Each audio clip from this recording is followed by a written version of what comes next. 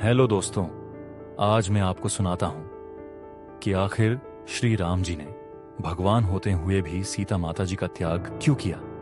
हालांकि महर्षि वाल्मीकि जी की रामायण में इसका उल्लेख नहीं मिलता है, परंतु पद्म पुराण के पाताल खंड में इसका उल्लेख मिलता है।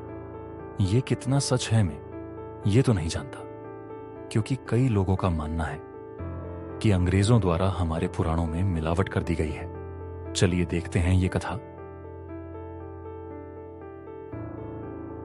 वो देखो कितना सुंदर तोतों का जोड़ा बैठा है।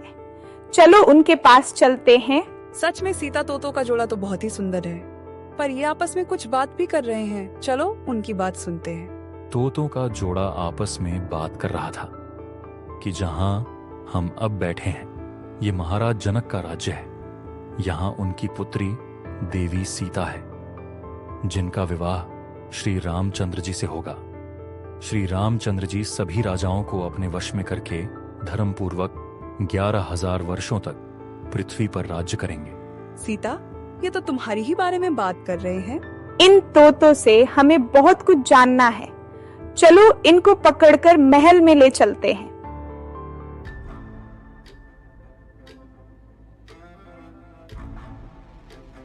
आप दोनों कौन हैं और मेरे भविष्य के बारे में कैसे जानते हैं?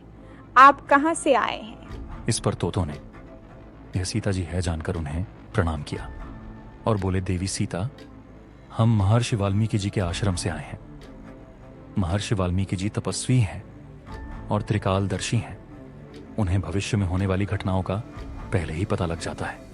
उन्होंने एक पुस्तक लिखी है जिसका नाम रामायण है, और वह इस पुस्तक का अपने सभी शिष्यों को पाठ करवाते हैं। इस पुस्तक में यह सब लिखा हुआ है। हम भी उनके आश्रम में रहते हैं, इसलिए ये कथा हमने भी सुनी है। तुमने मुझे बहुत ही अच्छी खबर सुनाई है। मैं तुम दोनों पर बहुत प्रसन्न हूँ। अब तुम्हें चिंता करने की कोई जरूरत नहीं है। तुम इस महल में ही रहो और यहाँ की सारी सुख सुविधाएं भोगो। तोतों को ये बात सुनकर बहुत ही चिंता हुई और वह सीता जी से बोले, नहीं नहीं देवी सीता, हम इस महल में नहीं रहना चाहते। हम पक्षी हैं, हमारा मन वृक्षों पर ही लगता है। इस करके कृपया हमें जाने दे। हम वन में ही खुश रह पाएंगे। नहीं, जब तक श्री रामचंद्र जी यहाँ आकर मुझसे विवाह नहीं कर लेते, तब तक तुम लोग यहीं पर रहो। तभी मुझे यकीन होगा कि तुमने जो भविष्यवाणी सुनी है वह सही है। तोते ने बोला कि यह मेरी पत्नी गर्भवती है। हम अपने बच्चों को जन्म देकर आपके पास लौट आएंगे। इतने कृपया हमें जाने दें। तुम्हें जाना है तो जाओ, पर यह यही रहेगी। सीता जी को ना मानते देख तोती बहुत दुखी हुई और सीता जी से बोली, मैं आपको श्राप देती हूँ। जिस तरह आप मुझे गर्भावस्था में अपने पति से अलग कर रही हो, उसी तरह श्री रामचंद्र जी भी आपका गर्भावस्था में त्याग करेंगे। ये कहकर तोती ने पति के वियोग में अपने प्राण त्याग दिए। अंत समय में श्री रामचंद्र जी का नाम लेने के कारण तोती को भगवान के धाम की प्राप्ति हुई। तोता अपनी पत्नी को मरा हुआ देख बहुत दुखी हुआ और सीता जी से बोला, मेरी पत्नी की मृत्यु आपके ही कारण हुई है। मैं अगले जन्म में आपके पति के राज्य में जन्म लूंगा और मेरे ही कहने के कारण आप निंदित होंगी और आपके पति आपका त्याग करेंगे। इतना कहकर वो वहां से चला गया। कुछ समय बाद श्री राम जी और सीता माता जी का विवाह हो जाता है। श्री रामचंद्र जी की प्रजा में एक धोबी जाति का पुरुष रहता है। उसकी पत्नी किसी कारणवश पूरी रात घर से बाहर रहती है और जब सुबह वह अपनी पत्नी को आते हुए देखता है तब उससे बोलता है, तुम रात भर कहाँ थी? किसके साथ थी? तुम्हें जरा भी लाज शर्म है या नहीं? स्वामी, मैं अपने मायके चली गई थी। विलंब हो जाने के कारण रात को वहीं रुक गई थी।